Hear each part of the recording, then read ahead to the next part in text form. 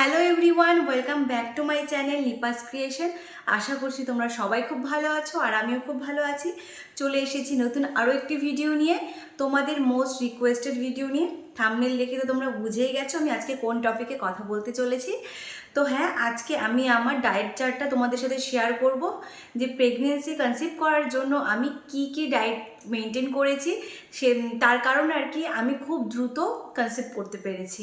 তার আগে বলে রাখি, যারা যারা আমার চ্যানেলে নতুন তারা কিন্তু চ্যানেলটাকে সাবস্ক্রাইব করে চ্যানেলের পাশে থাকবে।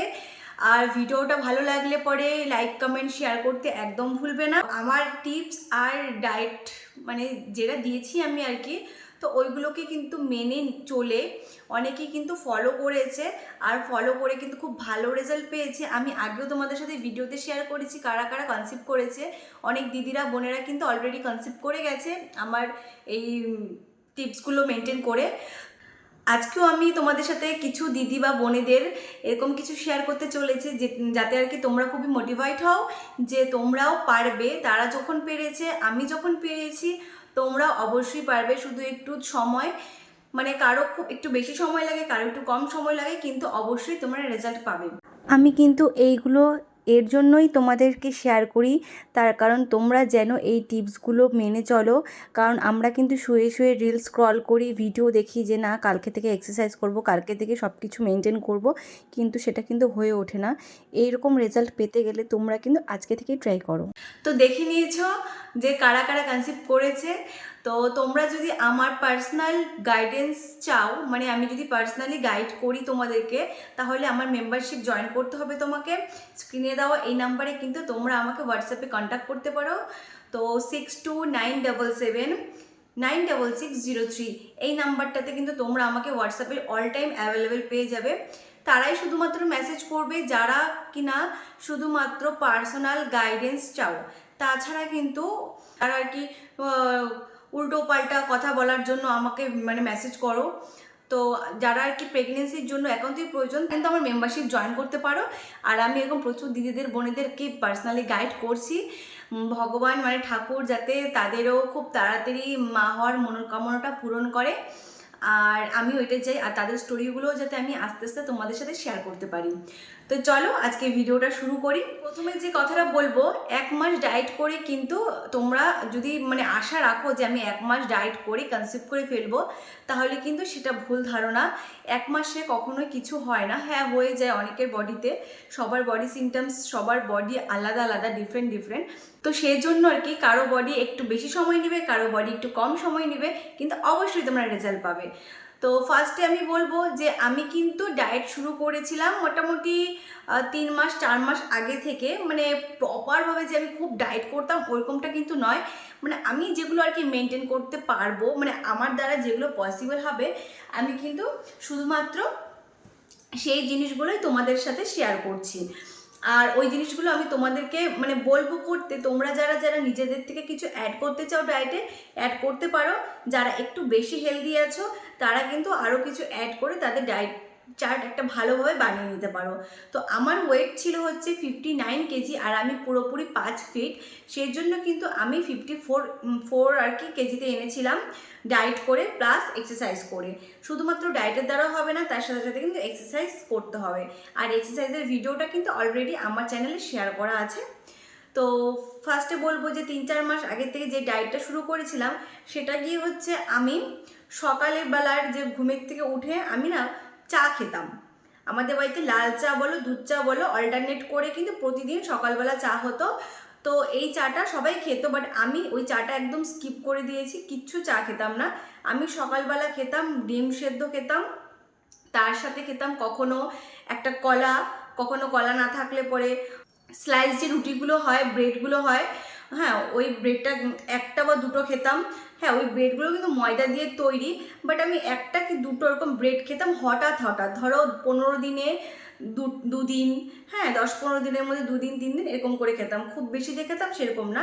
তো ডিম সেদ্ধর সাথে আমি ওই ব্রেড রাখতাম, তার একটু বাটার রাখতাম, আমুল যে বাটারটা হয় ওই বাটারটা আমি একটুখানি ওই ব্রেডের সাথে রাখতাম। তো সকালবেলা আমি এটা করতাম, কিন্তু আমি চা খেতাম না, চাটাকে পুরো অ্যাভয়েড করে দিয়েছি। আর তাছাড়া আমাদের বাড়িতে সকাল সন্ধে দু টাইমই চা হয়। সন্ধেবেলা তো লাল চা হবেই না, সন্ধেবেলা সব সময় দুধ চা হয়, না হলে কফি হয়। তো আমি সন্ধেবেলাও একদম দুধ চাকে অ্যাভয়েড করেছি, মানে আলটিমেট আমি চাটাকেই অ্যাভয়েড করে দিয়েছি। যদিও চা খেতাম, হঠাৎ লাল চা খেতাম, লিকার চা খেতাম, কিন্তু আমি দুধ চাকে পুরোপুরি আমার লাইফ থেকে অ্যাভয়েড করে দিয়েছি। কারণ দুধ চা খাওয়া আমি জানি খুব খারাপ, আর ওয়েটটাও অনেকটা গেইন হয় কিন্তু দুধ চাটা খেলে। আর প্রচুর সমস্যা হয়, গ্যাসের সমস্যা হয়, নানান দিকে কিন্তু নানান প্রবলেম কিন্তু তৈরি করে এই দুধ চা, অম্বল হয়ে যায়। তো জানি অনেকে দুধ চা খেতে প্রচুর পছন্দ করো, দুধ চা ছাড়া হয়ই না, কিন্তু তারা যদি মা হতে চাও এইটুকু কষ্ট তোমরা সহ্য করো, দেখবে অবশ্যই তোমরা মা হতে পারবে। তারপর এসে আমি কি করেছি, তারপর হচ্ছে আমি কর্নফ্লেক্স যে আছে কর্নফ্লেক্স খেয়েছি। কর্নফ্লেক্স সকালবেলা মানে ওই যে ব্রেকফাস্টটা করতাম, ব্রেকফাস্ট করার পরে যে টাইমে আর কি আমরা সকালবেলা ভাত খাই, আমি সাধারণত 3 বেলায় ভাত খেতাম, তো সেখানটাতে ভাতটাকে স্কিপ করে আমি কর্নফ্লেক্স খেতাম। কর্নফ্লেক্স তোমার গিয়ে তার মধ্যে একটু কলা দিতাম, একটু আপেল দিতাম, তার মানে এগুলো করে একটুখানি যাতে জিনিসটা টেস্টফুল হয় সেই হিসাবে খেতাম। আর আমি কর্নফ্লেক্সের সাথে কিন্তু দুধ অ্যাড করতাম, আর দুধের মধ্যে কিন্তু আমি অনেকটাই জল মেশাতাম, কারণ দুধটাকে অনেকটা পাতলা করে অনেকটা লাইট করে আমি খেতাম। কারণ আমি জানি যেহেতু আমার পিসিওডি আছে, পিসিওডিতে দুধ জিনিসটা একটু অ্যাভয়েড করাই উচিত, কিন্তু আমি অল্প পরিমাণ করে দুধ খেতাম। যেহেতু আমি কর্নফ্লেক্স ডেলি ডেলি খেতাম না, তোমাদেরকে আমি বলছি আমার ডায়েট চার্টটা ভালোভাবে, মানে আমি যে প্রপারভাবে মেনটেন করেছি ওরকম না। আমি একদিন ধরো কর্নফ্লেক্স খেতাম, অন্য একদিন হয়তো ওটস খেতাম, কোনো দিন রুটি খেতাম সকালবেলা, মানে এরকম অল্টারনেট করে আমি ডায়েটটা করতাম। কারণ প্রতিদিন একঘেয়েমি খাওয়া কিন্তু ভালো লাগে না, সেক্ষেত্রে কিন্তু আমার দুধ খাওয়াটা ধরো সপ্তাহে 1 দিন বা 2 দিন হতো, ঠিক আছে। তো ওইরকমভাবে কিন্তু আমার ডায়েটিংটা আমি করেছি। যে আমার ডায়েট চার্ট যদি তোমরা ফলো করতে চাও তোমরাও ফলো করতে পারো। সকালবেলা উঠে চা খাবে না, ডিম সেদ্ধ খাবে, মানে হেলদি ব্রেকফাস্ট নেবে একটা ছোটোখাটো, তার সাথে প্রচুর পরিমাণ জল খাবে।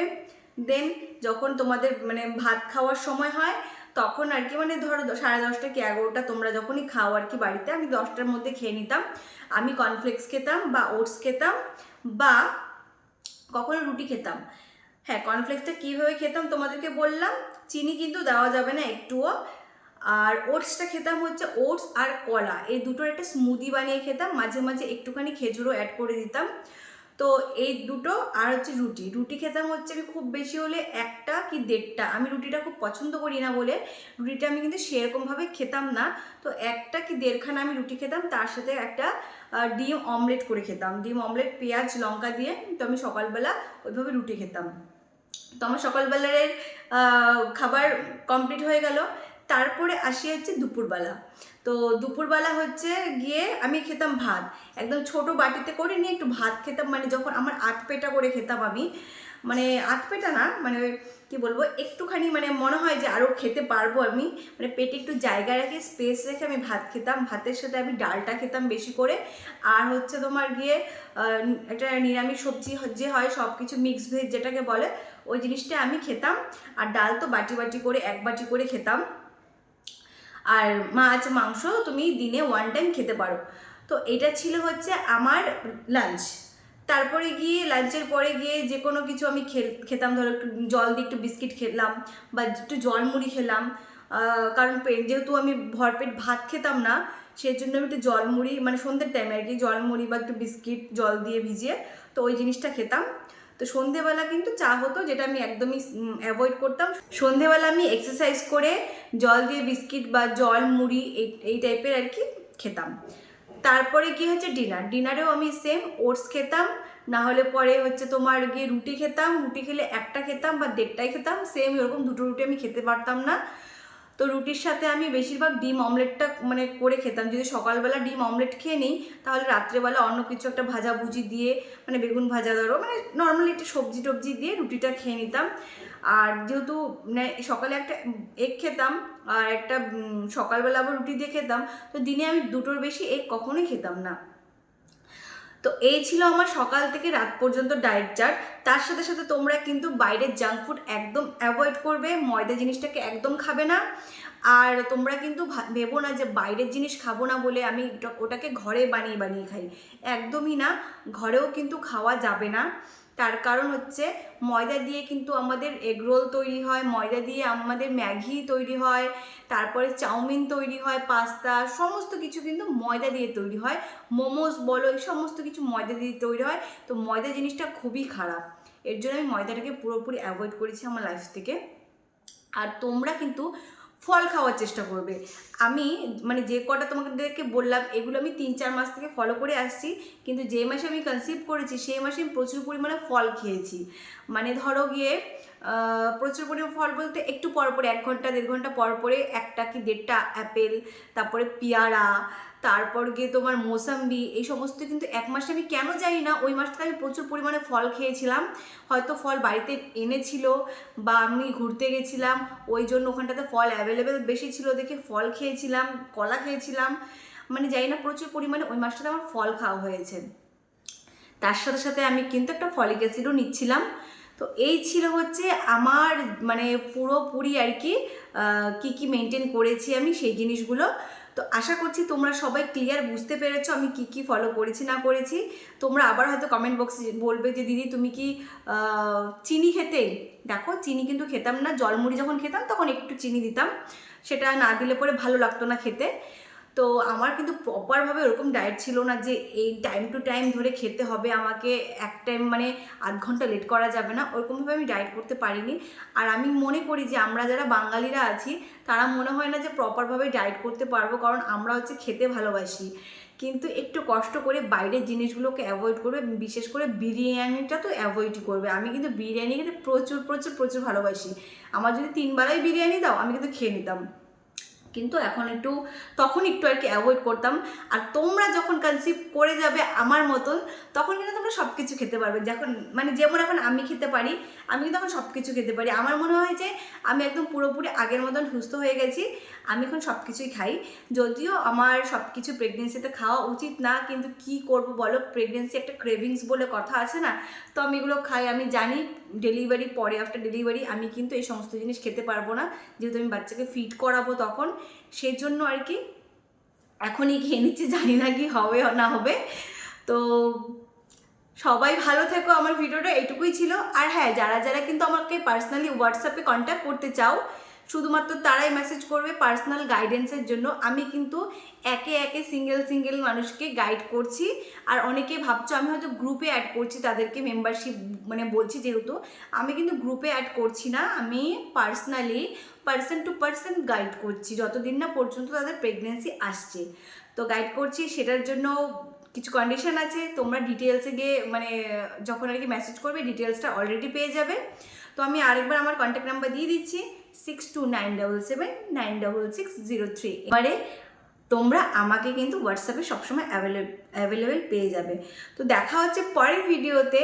তো আশা করছি সবাই ভালো থাকবে ততদিনে। টাটা।